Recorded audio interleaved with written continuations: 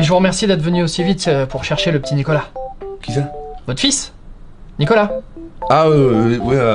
Mais, qu'est-ce qu'il y a? Pourquoi je dois le chercher? Qu'est-ce qu'il a? Votre enfant sèche systématiquement les cours du vendredi après-midi.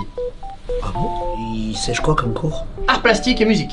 Non mais attendez, arrêtez, on parle de cours là, art plastique et musique. Oh, mais c'est pas des cours ça. En parlant de Théo, madame. Alors, Madame Plot, si vous me le permettez, nous ne sommes pas amis, je le crois. Madame Plot, votre fils déclenche régulièrement l'alarme incendie. Et ça pose un vrai problème pour l'établissement. Oui, je sais, on en a parlé, il me l'a dit, il a cru qu'il y avait le feu, tout simplement. Tous les jours depuis 2 mois?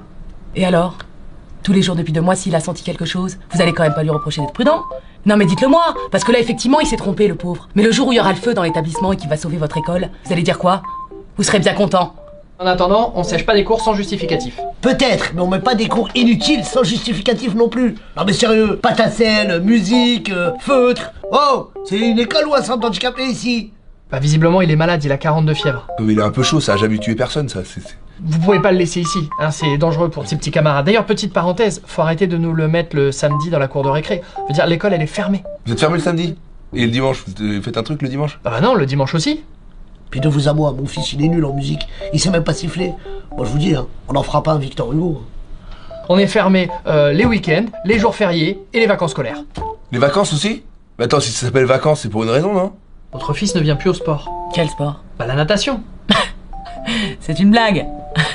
Vous croyez vraiment que mon fils, il va aller dans une piscine se baigner dans la même eau que tous les camarades de sa classe?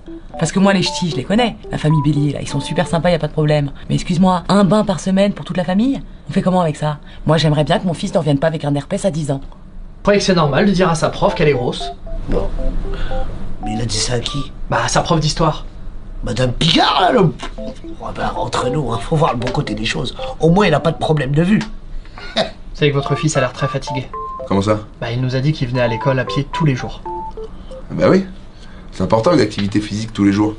Mais vous vous rendez compte que vous habitez à 17 km de l'école et votre fils n'a que 8 ans? Ouais, mais mon fils il est très sportif en fait.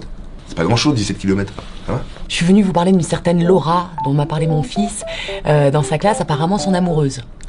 Il faut la changer de classe, d'accord? C'est une pute. Mais elle a que 9 ans. Il y a des putes à 9 ans.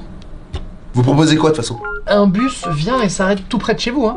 D'accord. Et ça coûte combien cette histoire? C'est 30 € par an. Eh ben il va marcher, il est gentil. Vous vous rendez compte qu'il a essayé de me cracher dessus?